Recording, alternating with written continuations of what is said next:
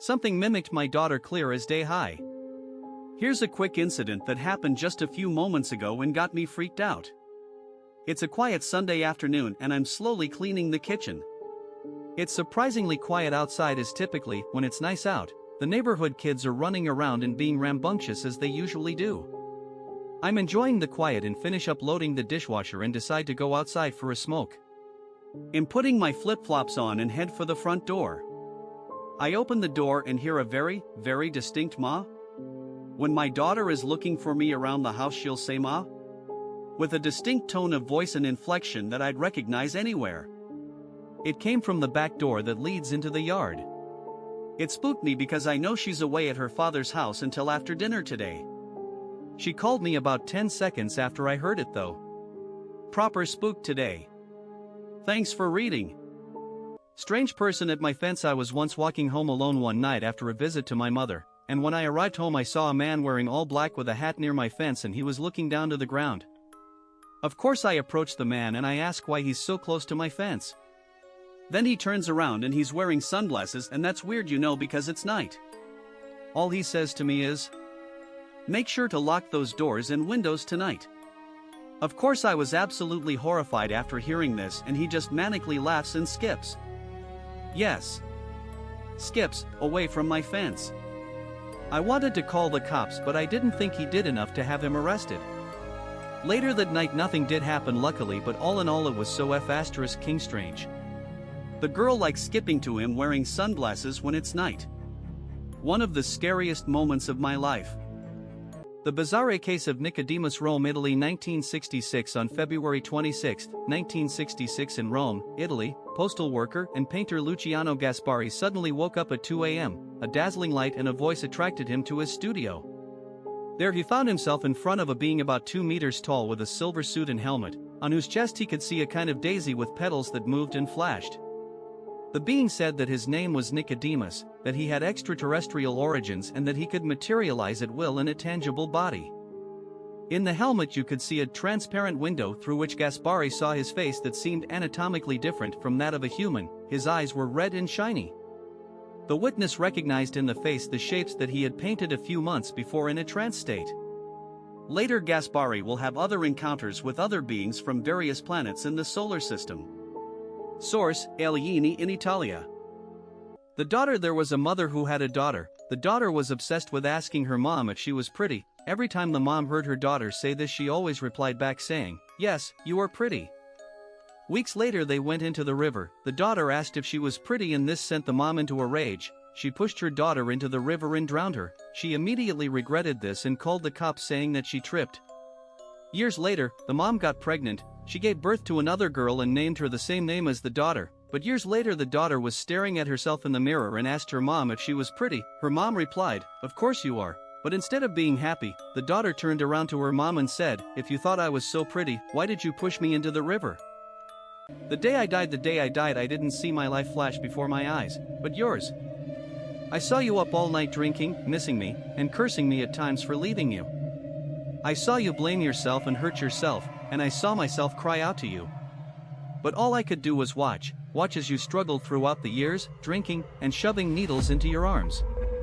The day I died I saw you join NA, and put all your issues on your sleeve. You stood up to your demons, and fell down constantly. But you also got up, and you never stopped. You got my name on your arm after your 2 years of sobriety, and met someone soon after. You had 2 children, and named one after me. The day I died is the day I gave you life, and I know how hard it will be, but I will be with you until it isn't. The little girl I nanny has recently been scared to nap in her room. Just now she pointed to an empty corner over my shoulder and said scary, so I left her in her crib upstairs for a nap. I usually lay next to her on the floor while she sleeps because she is very attached. She immediately started crying. So I was listening intently to the baby monitor while I zoomed to grab a glass of water and get back up there to her. Right before I opened her door I thought I heard a low croony sing-song voice like with hers in the room. I threw open the door and it was just her, but it sounded like she had been talking to someone. I said, "Were you talking to someone?" And she nodded and said, "Aha. Mickey." I kind of smiled relieved as she looked towards a Mickey Mouse doll. But then I picked her up and she pointed in the corner near the doll and said, "No, no, no. Scary. I don't like it here. Is she just putting off napping or?" Voice came from my daughter. My daughter is 2 years old and can speak good, but her talk has that baby quality to it, meaning I know what she's saying but she doesn't pronounce them clearly. Tonight as I was putting her down for bed, I was doing the normal routine of getting her dressed, reading her books, saying her prayers and singing to her. As I was singing to her, I heard a voice come from my daughter, "Shut your mouth," and I was shocked for many reasons. 1. It didn't sound anything like my daughter. 2. It was pronounced clearly like a 6-year-old would say it. 3. We don't say that phrase in my house. Even if we did, we wouldn't say it around our toddler. It gave me the chills because as her dad I know my baby, all her mannerisms, how she speaks, how she acts, and so on. The voice that came out of her was not my daughter's voice. Has anyone else experienced something like this? Walking by in front of my house. I was sitting outside of my house, smoking a cigarette. The way my house is set up, I'm hidden from foot/car traffic either way, although I can see them. As I was out there, a guy comes walking up the street toward my house. I'm around a corner to where I'll see him, but he wouldn't notice me. I see him, and as soon as he's in my line of sight, he looks over creepily quick and said something about Jesus, but I couldn't clearly hear him, so I said, "Excuse me?" He starts walking up into my yard and told me that he was blessing me and not to get the chip. Then he walks up and down the street in front of my house, just staring straight ahead. I'm not sure if he's guarding me or stalking me now. I texted my male neighbor and told him to keep an eye on him. What happened to me? Please read post. The other day I was laying down whilst I was on my back. I was listening to an R&B album with headphones on too. I was trying to relax because I was feeling very tense. So as I was laying there, I began to feel like I could feel everything and move. I don't know what way to describe it, but I could just feel everything. For a second I felt as though I could see around the room, sit up, and move my arms around the room without moving my body, head or arms. I was still on my back, my eyes were shut and I was still. I then after about 30 seconds felt very clenched in my throat, like I couldn't breathe. My throat and chest felt trapped, and then I woke up and was back to normal. This continued to happen for the next 10 minutes as I faded in and out of being conscious. What does this mean?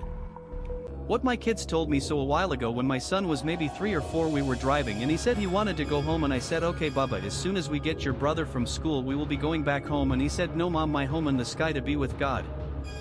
Face with open mouth, excuse me, what? Side note, we never went to church or really talked about God. Another creepy ass thing he told me when he was about the same age was, I was his favorite mom and his best mom. BC his other mom let him drown when the horse and buggy fell off the bridge, and she just saved herself and let him drown. Then he went to be with God, where he got to pick me to be his new mom. Remember, we didn't go to church or anything like that. He's almost 10 now but doesn't remember any of this. When my mom met the devil, my mom told me a story of when she met the devil. When she was in high school, she had a friend who was dating an older man.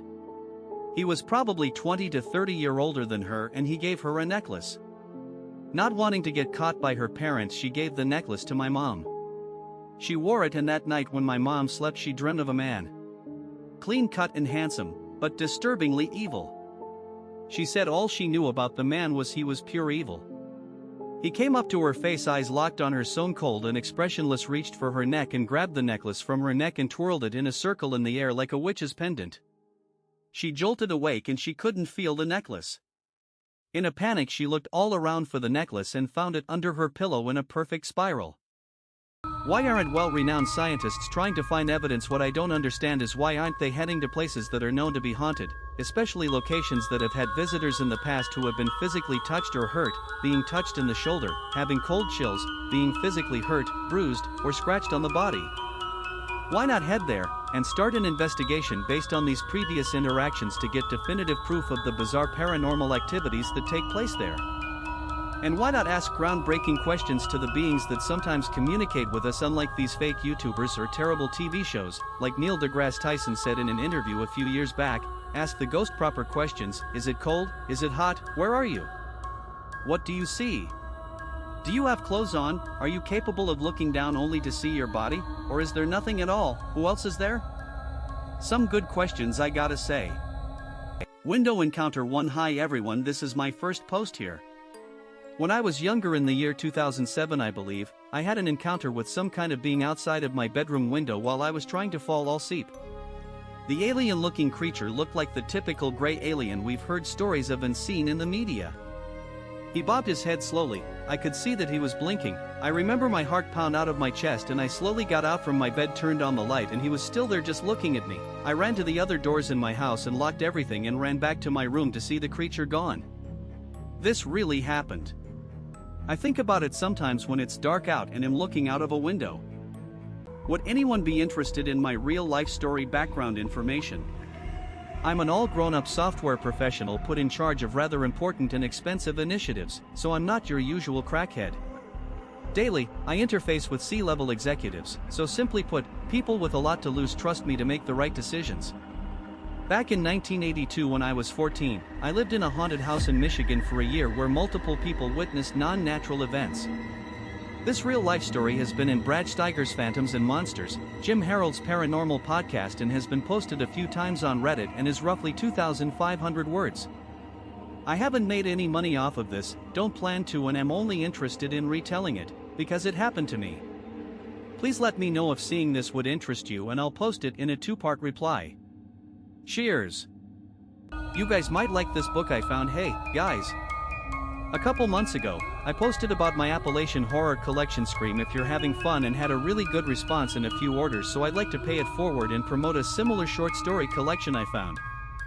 It's called After Midnight by Ransom Coslet.